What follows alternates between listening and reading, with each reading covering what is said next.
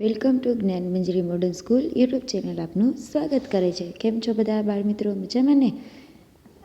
આજે આપણે 13મો પાઠ છે જે સ્વચ્છતા, તેના વિશે ચર્ચા કરશું। પહેલાં તો સ્વચ્છતા એટલે શું? સ્વચ્છતા યાની ચોખ્ખાઈ, જે આપણે આપણા ઘરમાં, આપણા શરીરમાં અને આજુબાજુ જે ચોખ્ખું રાખીએ એને સ્વચ્છતા કહેવાય। તો સ્વચ્છતા આપણા જીવનનો બહુ મહત્ત્વ દર્શાવે છે, કારણ કે સ્વચ્છ ન રહીએ કે સ્વચ્છ ન રાખીએ તો આપણે પોતેના શરીરનો સ્વચ્છ ન રાખીએ તો પણ આપણા રોગ થાય, અને આજુબાજુ અને ઘર સ્વચ્છ ન રાખીએ તો પણ રોગ થાય છે। તો બને ત્યાં સુધી આપણે સ્વચ્છતા જાળવવી જોઈએ। તો આપણે અહીંયા પાઠ શરૂ કરશું। સ્વચ્છતા और स्वास्थ्य का घनिष्ठ संबंध है। સ્વચ્છતા અને સ્વાસ્થ્ય વચ્ચે મજબૂત સંબંધ છે, કારણ કે સ્વચ્છતા હોય તો स्वास्थ्य સારું રહે છે। સ્વચ્છતા કે અભાવ में ગંદકી ફેલતી है। જો સ્વચ્છતાનો અભાવ યાની ન હોવું, તો સ્વચ્છતા ન હોય તો ગંદકી ફેલાય છે। ગંદકી રોગો કી જड़ है। અને ગંદકી છે એ રોગનું મૂળ છે। જળ યાની મૂળ છે। જો ગંદકી હોય તો રોગ અવશ્ય આવે છે। यदि हम स्वच्छता संबंधी सतर्कता रखें और उचित स्थान पर ही कूड़ा डालें तो स्वच्छ जगत सुंदर जगत का निर्माण कर सकते हैं। जो આપણે સ્વચ્છતા સંબંધી સતર્કતા રહીએ, ચોકન્ના રહીએ, તો એનું ઉચિત સ્થાન હોય, જે જગ્યાએ કચરો નાખવામાં આવતો હોય ત્યાં નાખીએ તો આપણું જગત છે, આપણી દુનિયા છે એ સ્વચ્છ રહે અને સુંદર રહે। તો આપણે એનું નિર્માણ કરી શકીએ છીએ, સાથે સ્વચ્છ ભી રહી શકते, અને પોતે પણ આપણે સ્વચ્છ રહી શકીએ છીએ। જો આપણા દેશમાં હજી બધા ગમે ત્યાં કચરો ને એવું નાખે છે, બીજા દેશમાં તમે જોવા જાઓ તો તમે કાગળનો કટકો પણ ગમે ત્યાં નાખી શકતા નથી, તરત આપણે દંડ થાય અથવા પોલીસે આવીને લઈ જાય છે। પણ આપણે અહીંયા એવું પાડતા નથી। આપણે પણ એવા નિયમો છે, જ્યાં ત્યાં કચરો ન નાખવો જોઈએ, સ્વચ્છતાનું પાલન કરવું જોઈએ, પણ આપણે એવું કરતા નથી। પણ બીજા દેશમાં તમે જાઓ તો અહીંયા એ તમે પાલન કરો જ છો। તો તમે આગળ જશો, ભણશો, એટલે આગળના ધોરણમાં તમારે એવો પાઠ આવશે અબ્દુલ કલામનો, બરાબર? તો અબ્દુલ કલામનો 7મા ધોરણમાં એવો પાઠ છે કે ઈમેલ મોકલે છે આપણા દેશ માટે કે આપણે આપણું નિયમોનું પાલન કેમ નથી કરતા। તો એવો કે બીજા દેશમાં તમે જાઓ તો બધા નિયમો પાલન કરો છો, તો આપણા દેશમાં તમે નિયમ પાલન કેમ નથી કરતા। તો એવા 7મા ધોરણમાં તમારે એવો પાઠ આવે છે કે સ્વચ્છતા અહીંયા જાળવો છો બીજા દેશમાં, તો અહીંયા આપણા દેશમાં સ્વચ્છતા કેમ નથી રાખી શકતા। તો અહીંયા સારા નાગરિક બનવું હોય તો અહીંયા પણ તમે બધા સારા નાગરિક બનીને બતાવો, એવો પાઠ આવે છે। તો તમે આગળ જશો ત્યારે સમજાવશું, પણ અહીંયા આપણે સ્વચ્છતાનું પાલન કરવું એનો અહીંયા વાત કરી છે।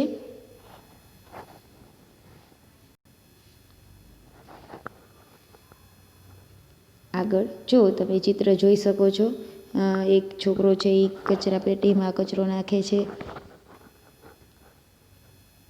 બરાબર? અને બીજો છે તે જ છોકરો જાતો હોય છે ત્યાં કોઈક ઉપરથી કચરો નાખે છે, છાલ કેળાની, એ તે પોતે લઈને કૂડેદાનમાં નાખે છે, આપણે જોઈએ છીએ। આગળ પાઠ શરૂ કરીએ। એક દિન અજય ને મોહન को अपने जन्मदिन पर बुलाया। એક દિવસ એ અજય નામના છોકરાએ મોહનને જન્મદિવસ માટે બોલાવ્યા। તમે તમારા મિત્રોને બોલાવો છો ને, તમારો જન્મદિવસ આવતો હોય, તમે ઉજવો છો અને તમે બોલાવો છો। તમે મોહનને ઉસે ઉપહાર में देने के लिए कहानियों की एक पुस्तक खरीदी। અને મોહને અજયને દેવા માટે, એના જન્મદિવસમાં તમે ગિફ્ટ આપો ને બધાએ, એવી રીતે તે મોહને એના મિત્ર અજયને ભેટ દેવા માટે એક કહાની, વાર્તાની ચોપડી ખરીદી। ઉસે રંગીન કાગજ में लपटा और अजय के घर चला गया। અને એક રંગીન કાગળ હોય ને એમાં એને વીંટાળાવીને, તમે કેમ પેકિંગ કરાવો છો એવું પેક કરી નાખ્યું અને અજયના ઘરે ચાલવા લાગ્યો। जैसे ही मोहन अजय की गली में पहुंचा उसके ऊपर केले का एक छिलका आ गिरा। અને જ્યાં મોહન છે અજયની શેરીમાં પહોંચ્યો ત્યાં તેના ઉપર કેળાની એક છાલ છે એ પડી। તમે જુઓ છો ને, જો ચિત્રમાં આપેલું જ છે। આગળ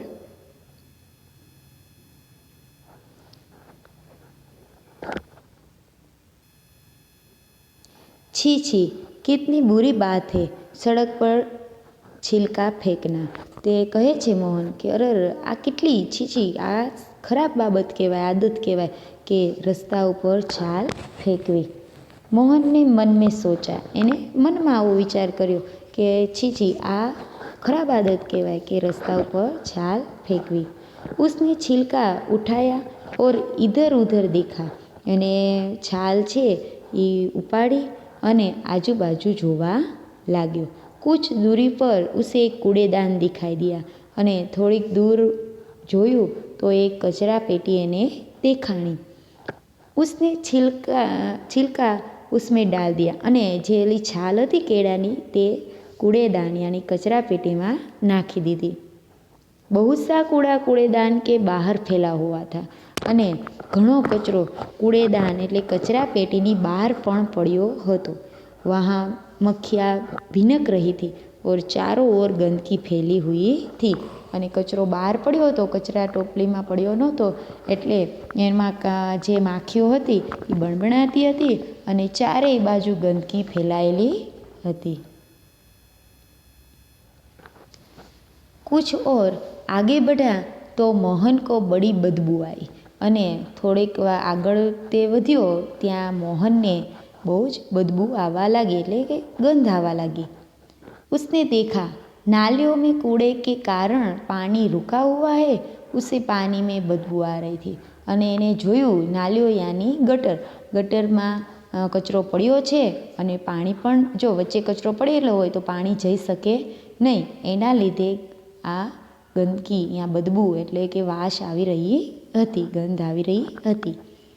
मोहन नाक पर रूमाल रखे अजय के घर पहोंचा अने मोहन छे ए नाक ऊपर रूमाल राखीने अजयना घरे पहोंची गयो। वहाँ अजय के और भी कई मित्र आए थे अने त्यां अजयना घणा मित्रों पण आव्या हता। तमे तमारा जन्मदिवस उजवता होय तो घणा मित्रोने बोलावो ने, एवी रीते अजयना पण घणा मित्रों आवेला हता। अजय ने मोहन को अपनी माँ और पिताजी से मिलाया अने अजय मोहन ने एना मम्मी पप्पा ने मळाव्या कि जो अमारो मित्र छे मोहन, एवी रीते एना मम्मी पप्पा ने मळाव्या। अजय की दादी जो बीमार थी मोहन उनसे भी मिला अने अजयनी जे दादी हती ए बीमार हता तो एने पण मोहन ने मळाव्या। एना दादी ने कीधुं कि आ मारो मित्र मोहन छे, जो याद राखजो। कौन बीमार था? अजय की दादी। मेज पर खाने की चीज़ रखी थी अने टेबल ऊपर, मेज यानी टेबल, तो टेबल में ऊपर खावानी वस्तु राखेली हती जिन पर बार बार मक्खियाँ आ जाती थी अने त्यां जो आजूबाजू गंदगी ज्यां होय त्यां माखी वधारे आवे तो त्यां वारंवार ते वस्तु पर खावानी वस्तु पड़ी हती टेबल पर, त्यां वारंवार मक्खियाँ छे यानी माखी छे आवती जाती हती। मोहन ने अजय से कहा, अजय तुम्हारे मोहल्ले में इतनी गंदगी क्यों है? क्या नगर पालिका इसे साफ नहीं कराती? मोहन छे ये अजय ने कहे छे कि अजय तारी शेरी में आटली बधी गंदगी केम छे कि शू नगरपालिका अहींया साफ नहीं करावती? अजय की माताजी ने कहा, बेटा नगर पालिका की गाड़ी आया करती है। अजयनी मम्मी हती एणे कीधुं कि बेटा नगरपालिकानी गाड़ी तो अहींया आव्या ज करे छे। जगह जगह कूड़ेदान भी है अने जग्याए जग्याए कचरा पेटी पण छे, पर कुछ लोग उनमें कूड़ा नहीं डालते अने घणा लोको छे एवा थोड़ा तेमां कचरो नाखता नहीं। वे कूड़ा सड़क पर ही फेंक देते, इसलिए सफाई नहीं रहती अने ते लोको छे ई कचरो छे इस रस्ता ऊपर ज फेंकी दे छे एटले त्यां सफाई रहती नहीं। दूसरे दिन पाठशाला में मोहन ने अपने अध्यापक को यह बात बताई अने बीजा दिवसे मोहने तेना शिक्षक ने आ बधी बात कही। अध्यापक ने कहा, तुम ठीक कहते हो मोहन, गंदगी बहुत से रोगों की जड़ है। अने एना शिक्षके कीधुं कि तू साचुं कहे छे मोहन, गंदगी ते बधा रोगोनुं मूळ छे।